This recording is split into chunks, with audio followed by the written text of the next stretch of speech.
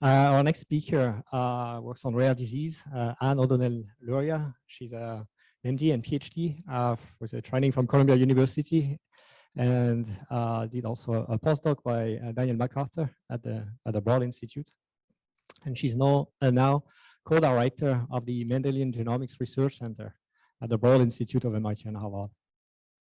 So Anne has a leadership role also in several projects, including GNOMAD, the NeuroDev project, Envil, and the Clinical Genome Resource. And she's co-chair of the Gene Curation Expert Panel on syndromic disorders. So Anne's talk today is entitled Data Sharing in Rare Disease Genomics, Practices of the Broad Institute Translational Genomics Group. And thanks a lot for coming here, and we're all here. Excellent. Well, I'm sorry I couldn't actually come there. I was just thinking of, there's a parallel universe out there where I could actually be in Germany today. Okay, so thank you so much for the invitation and introduction, Julien. I am going to start out by acknowledging Heidi Rehm, who is my sort of co-leader on a lot of the things I'm going to be talking about from the Translational Genomics group, but also a career mentor of mine and really a pioneer in the data sharing field, or really impacting data sharing across the whole rare disease and beyond field. And so I have borrowed and taken and adapted a lot of slides from her because she gives fantastic talks on this topic, and I hope I will do it justice. So the challenge we're faced with is that half of patients remain undiagnosed after clinically available genetic testing, and that includes for conditions that we think we're really good at diagnosing, like RASopathies like Noonan syndrome, down to developmental delay. These numbers have been going up over the years, but we're still very far from being complete. There are many challenges that we face. These are just a few of them. Many disease genes and variants have not yet been discovered, and our ability to recognize functional variation is really incomplete, along with things like incomplete penetrance complicating analysis. I do think, and I'm going to try to show you today, how we use data sharing of knowledge and data itself towards improving diagnosis. So data sharing in rare disease, it's kind of this cycle of sharing that we needed. So we do a lot of trying to understand and share information about disease gene relationships, even making those links. There's a lot to be learned. We try to gather what is normal variation that we see using things like GNOMAD and Bravo population databases. We also talk about gathering pathogenic variation. I'll be talking about ClinVar and ClinGen efforts for that. And then we share both rare disease candidates, like gene candidates, candidate variants, along with rare disease sequence data to better improve diagnosis through things like Matchmaker Exchange and Anvil. And in general, I would say this field is very interested in making sure that the data and the databases are findable and very accessible. As a clinical geneticist who runs a computational lab, we are focused on, and it's also important for me to be able to access the tools, that it is really accessible to the clinical genetics and other non-computational researchers and clinicians. And we try to make our systems very interoperable, and I think we'll see some of this throughout, and we can always talk about it a little bit more at the end. So I'm going to start with the gene-disease relationship corner of that circle. So the Clinical Genome Resource, or ClinGen, was started in 2013 to create an authoritative central resource that defines clinical relevance of genes and variants for use in precision medicine and research. There's over 1,500 investigators, most of whom donate their time across 36 countries, that work on aggregating a lot of the knowledge from literature and laboratories to bring it together across a number of different domains and then disseminate this knowledge. I'm going to start by talking about gene disease validity and what's been done there, but there's a ton of other work that I won't be covering today.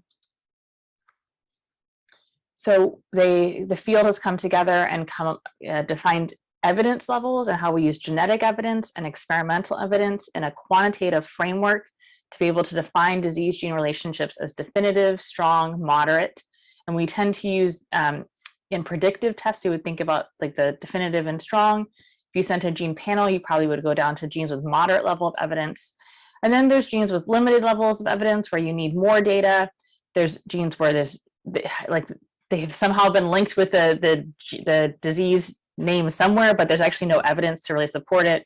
Then there are things that are disputed or refuted, along with a lot of things that there's some conflicting evidence and we're still sorting it out. And so you might, as you look in exome and genome sequencing in the clinical space, but particularly in the research space, really want to get into these lower levels, although probably would not be using the refuted as much.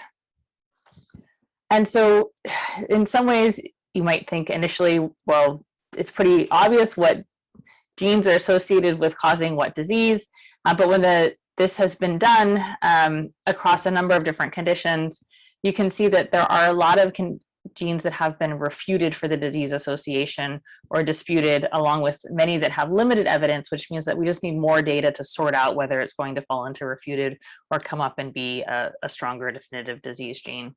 One difference between the strong and definitive is the definitive needs multiple publications and through over 3 years of time to give more time for the evidence. Brugada syndrome is a really standout example where only one gene, I believe SCN5A, has been associated with Brugada syndrome, and all the other genes that have been linked, there's just not enough evidence yet. And many probably will never have enough evidence. And then how is this data being used by diagnostic labs? Well, there are some labs that actually look at this data from ClinGen and others and say, well, we're going to have our primary panel be things with strong, moderate, or definitive level of evidence. And then we're going to have these preliminary evidence genes where you can decide which ones you want to look in. Not all labs do that, but just some of the ways this data gets used. So ClinGen is great. There's a lot of people a lot of experts that come together and very diligently review this evidence. There's curators who spend, honestly, like a week gathering this evidence for a lot of these disease and gene relationships. But that's just through one avenue. And there's actually a lot that's happening within diagnostic labs, and that they're needing to do these same assessments to be able to figure out what to put on diagnostic reports, and they can't necessarily wait for ClinGen to get around to it. So there are many different groups, a lot of logos over here on the right, that have internal databases. And so the GenCC, or the Gene Curation Coalition, was started and launched a website just almost a year ago now, where different groups like this have put their data about gene curations into the central database. So you can go and look at a gene and see all the different places, whether ClinGen, Panelab, different places that have curated that gene and what they found, and then review that evidence. So again, just like bringing more of the data together and making it accessible to the larger community. So there's more data going in here all the time, but it's a great and growing resource for this type of information. So that's what's happening at the gene level. At the variant level, one of the things we really needed early on was use of common standards in terms of just terminology. You've heard in the last talk, pathogenic, likely pathogenic, benign. Like at the beginning before 2015, we didn't necessarily use the same words. We would use damaging or disease causing or pathogenic or deleterious, and we still use those words, but we now have definitions for a lot of things. So pathogenic and likely pathogenic are clinically defined by having rules for variant classification. Then we've worked to publicly share variant classifications more broadly to create transparency and be able to crowdsource the work. This is particularly important because in the earlier days of genetic testing, it was very possible that the same patient with the same indication could have testing done by 2 different clinical laboratories and get a different report back, a different answer about whether they and have a different interpretation of the same variant that was identified. And that really is not an okay thing to be happening. So by sharing all of this information, it makes all of the diagnostic testing reports better. There's been efforts to do interlaboratory conflict resolution between variant interpretations and engagement of experts in systematic consensus-driven interpretation of variants. So there are variant expert panels through ClinGen also. So there's a lot of different groups that are thinking about, through ClinGen, that are thinking about this. And again, that terminology that I mentioned, the terminology that I mentioned through the American College of Medical Genetics published guidelines for what levels of evidence we can apply, what evidence we can apply, the strength of that evidence we're applying, and then how that falls into determining something's pathogenic or benign. This has been really adopted worldwide, although there has been some nuance and refinement of it by different groups. In addition, ClinGen is working through the sequence variant interpretation group led by Les Biesecker and Stephen Harrison to continue to evolve these guidelines and make the framework more quantitative, so it's more less subjective and more easily applied with the same standards across different groups. So ClinVar has been hugely successful. In early days, it was mostly research laboratories that were submitting, but there was a real push to engage and get diagnostic clinical laboratories and including commercial laboratories to submit and share their variants through this database. One of the things that really helped there is, at least in the US, there was some pressure from insurance companies, actually health insurance companies, to only reimburse testing for labs that shared their knowledge about variants through these databases. So ClinVar now has 84% of the data in it is coming from commercial diagnostic laboratories, and there are over 1.6 million submissions on over 1 million different variants across 80 different countries. So which provides huge amounts of training data for lots of different applications, along with the data for interpreting these variants. So this is a breakdown of the classifications of the about 1 million variants in ClinVar. You can see that about 17% of them are pathogenic or likely pathogenic. There's a lot of benign variation that's been annotated. And then there are still tons of variants of uncertain significance. So even with all this data sharing, these variants are often very rare, and there's still a lot more to be learned. 1 million may sound like a reasonable number of variants, or a lot of variants, depending on your perspective, but there are actually over 700 million variants that have been identified in our 3 billion base pair genome. And so there's still a lot of information to be curated and shared in ClinVar, and also just to be understood.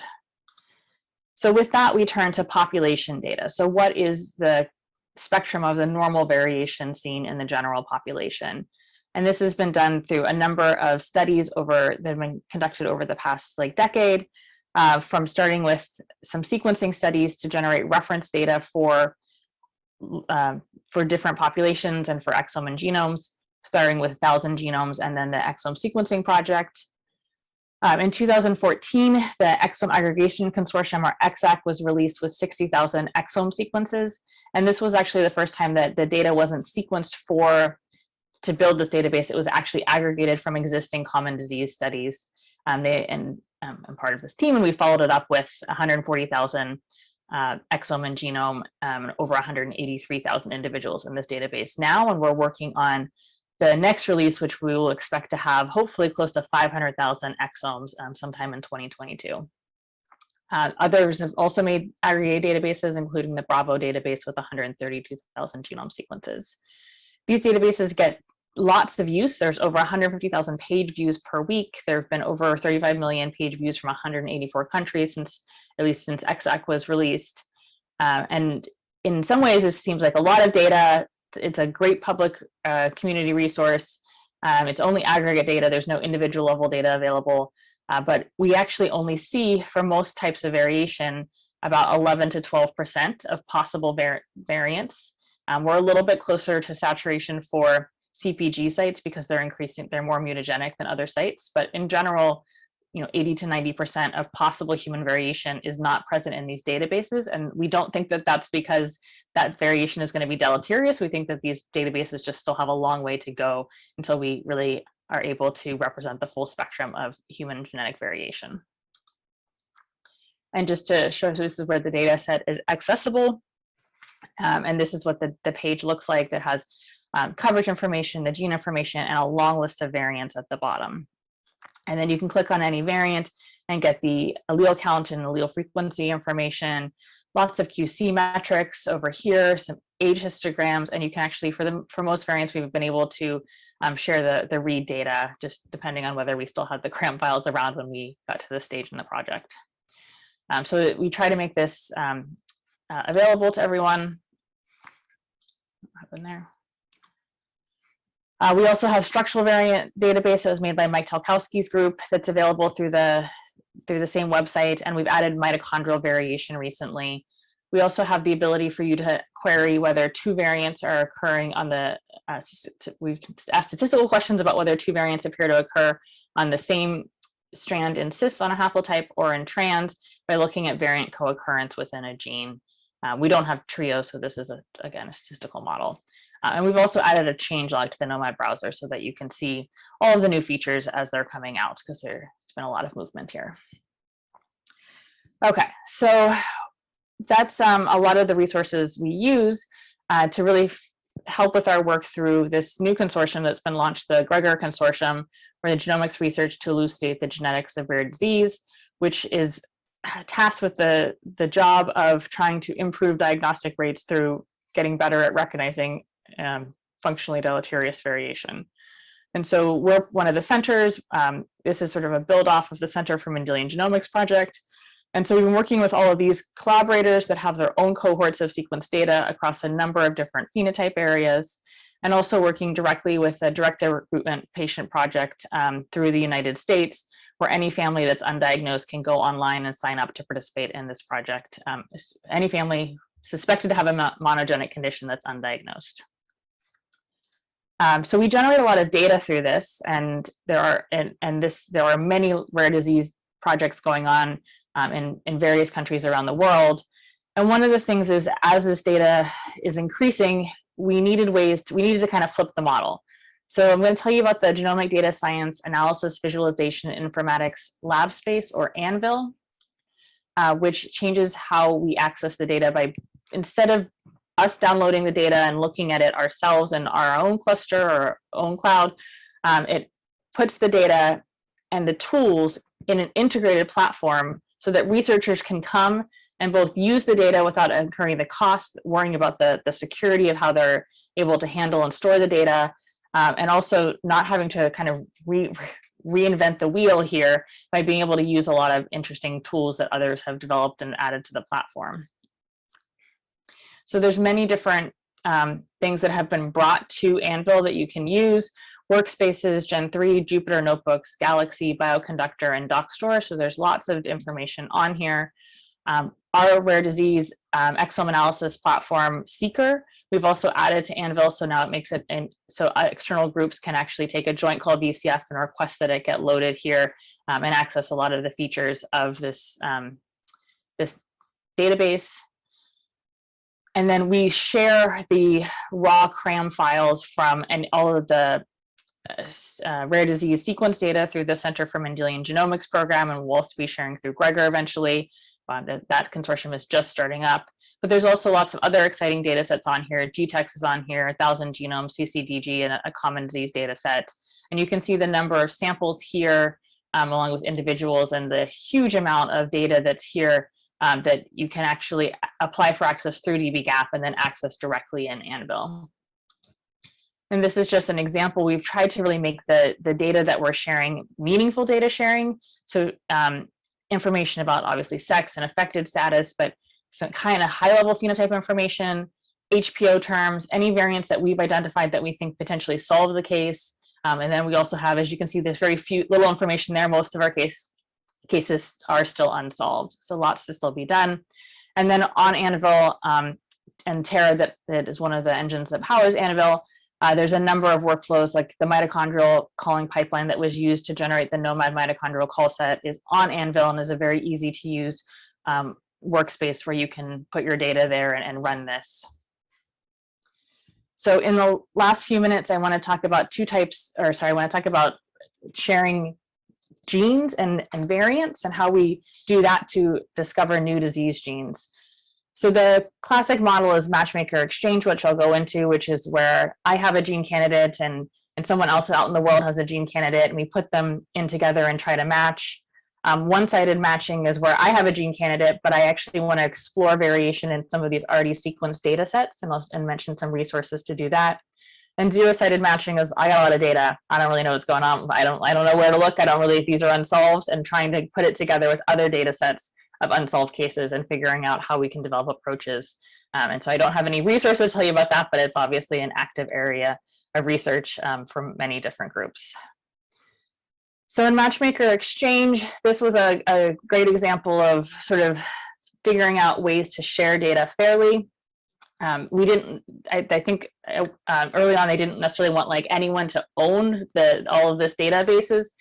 So they made a federated model where you could set up a lot of different nodes, and then the nodes would talk to each other through APIs. So these are the nodes that are currently in the Matchmaker Exchange, but new nodes do get added from time to time. The most accessible one is actually Gene Matcher, and that like anyone can just sign up for an account, and this is the most widely used one, and enter their gene. And so there are over 160,000 patients from 4,000 contributors from 84 countries in the Matchmaker Exchange. I'm just showing you an example from the Seeker node with the idea that we put in this gene and then we match with other researchers.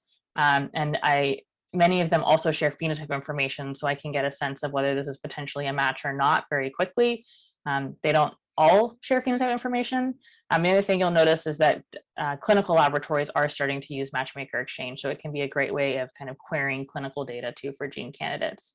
And then you can actually contact the person who submitted that case and share information.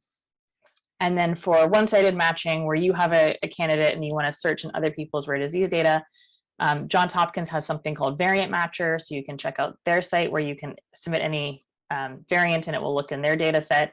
I really like Genome-2MP, and that's the one I'm going to tell you about today. It's a little more in the like exact nomad-like model, but it's people who were sequenced in rare disease studies. It's just a list of all the variants in whatever gene you enter.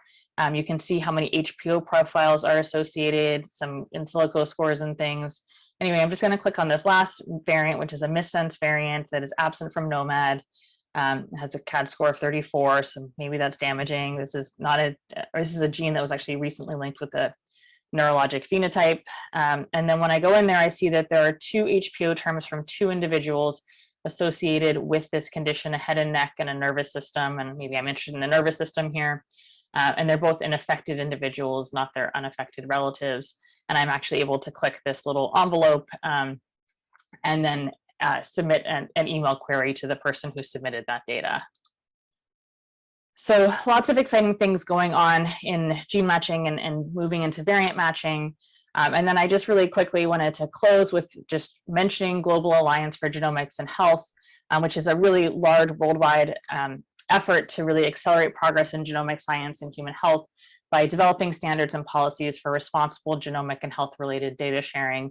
This is a huge program, and what I like about them is it brings in groups from a number of different places, from academia, from diagnostic, from industry, and kind of brings them all together, and then they develop testable pilot projects and actually do these projects and figure out real-world driver projects, they call them, and figure out how they can improve things and develop standards and bring the field into a more interactive and interoperative data sharing space. And so rather than acknowledging individual people, these are huge resources that I've told you about today, where hundreds and thousands of people have made important contributions to them. And so I just point you to all of their like all the logos and the teams here, and say it's both the teams that develop these projects, but it's also all the people who use this data that really makes this such a powerful community to be part of this rare disease research space. And so it's just been very exciting and very humbling to get to be part of this. And that is all I have. Thank you.